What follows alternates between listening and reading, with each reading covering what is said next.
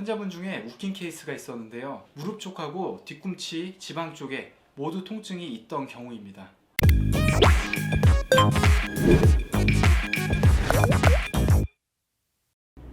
지방에도 염증이 생길까요? 인대 주변이나 건 주변에 염증이 생기는 건 이전 영상에서 확인을 했는데 말이죠. 지방하면 제일 먼저 생각나는 게 뱃살이고, 지방에 염증이 생긴다는 건 언뜻 생각하기 어렵습니다. 근데 간단하게 생각해서 자주 마찰을 받거나 충격을 받는 부위의 연부 조직에서는 모두 생길 수가 있습니다.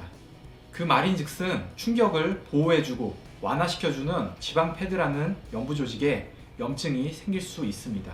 지방 주변에 혈관 분포도 있기 때문에 염증이 생기면 당연히 통증을 느낄 수도 있겠죠.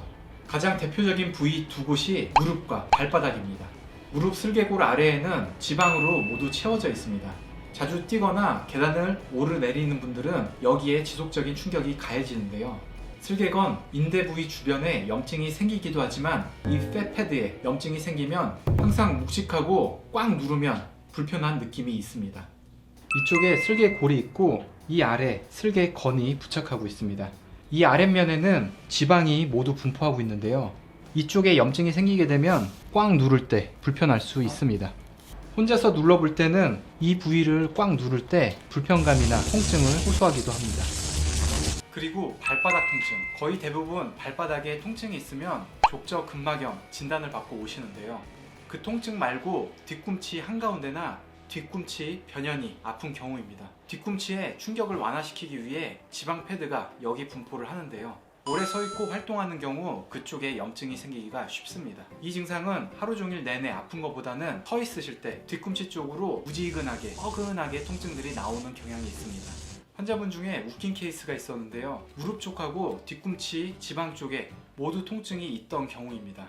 왜 그렇게 통증이 있냐고 여쭤봤더니 어쩌다가 양쪽 그리고 무릎하고 발바닥 동시에 통증이 나올 수 있냐 이렇게 여쭤봤더니 위에서 뛰어내렸다고 합니다. 그래서 왜 뛰어내렸는지 여쭤보니까 층간소음 아래층이 너무 시끄러워서 책상에서 계속 뛰어내렸다고 합니다. 그러다가 충격을 완화해주는 무릎 쪽의 지방 패드와 뒤꿈치 쪽에 지방 패드에 염증이 생기신 거죠.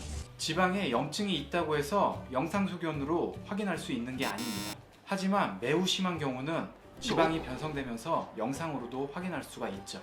근데 대부분의 환자분이 그 정도로 심하진 않기 때문에 영상으로 보이지 않는 경우가 더 많죠. 특히 MRI 경우는 구조물의 손상을 보기 위해서 지방을 더 안 보이게 조절하기도 하는데요. 그러다 보니 지방 패드의 염증들은 확인하기가 힘듭니다. 지방에 염증이 생기면 구조적으로 크게 변하는 건 없지만 심해진 경우 지방이 뭉글뭉글하게 변성이 일어나기도 합니다. 근데 염증이 커지기 때문에 화학적인 압박은 높아지는 거죠. 오랜 시간 동안 무릎에 통증을 갖고 계시는 분들은 반월판 손상이나 십자인대의 손상이 없다고 전제가 되는 경우 이 슬개골 아래 지방 패드의 염증들도 의심해 봐야 합니다.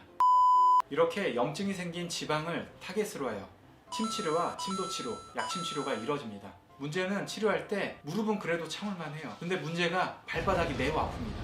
아픈 경우는 범위를 조절해서 치료해야겠죠. 오늘은 지방 조직에도 염증이 생기는지에 대해서 알아봤습니다.